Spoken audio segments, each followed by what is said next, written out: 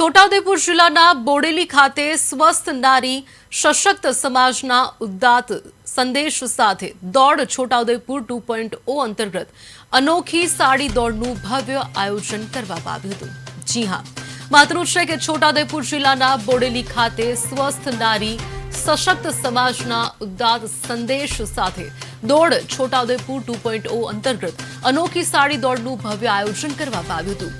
સ્થાનિક ધારાસભ્ય અભયસિંહ તડવીએ લીલી ઝંડી આપીને આ દોડને પ્રસ્થાન કરાવ્યું હતું।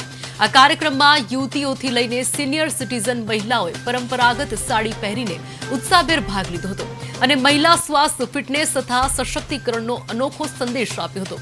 આ પ્રસંગે જિલ્લા કલેક્ટર ગાર્ગી જૈન, જિલ્લા વિકાસ અધિકારી સચિન કુમાર તથા પ્રાંત અધિકારી ભૂમિકા રાવલ વિશેષ ઉપસ્થિત રહ્યા હતા। બોડેલીથી સડકો પર મહિલાઓમાં ભારે ઉત્સાહ અને ઉમંગ જોવા પડ્યો હતો। દોડ દરમિયાન મહિલાઓનો અદ્ભુત ઉત્સાહ જોઈને મહિલા જિલ્લા કલેક્ટર પણ પોતાને રોકી શક્યા નહોતા અને મહિલાઓ વચ્ચે દોડ પર બેસીને ડીજેના તાલે ઝૂમી ઉઠ્યા હતા, જે આકર્ષણનું કેન્દ્ર બન્યું હતું।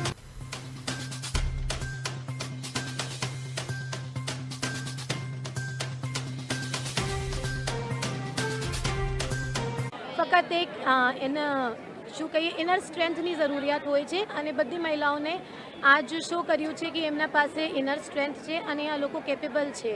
તો હું આશા રાખું છું કે મેરેથોન 13th ડિસેમ્બર જે થવાની છે એમાં પણ એવી રીતના જ ઉત્સાહપૂર્વક પાર્ટિસિપેશન બધા મારફતે થાય અને મેરેથોનના રજિસ્ટ્રેશન ચાલુ કરવામાં આવ્યું છે। તો તમે બધા મેરેથોન છોટાઉદેપુરની વેબસાઇટ ઉપર જઈને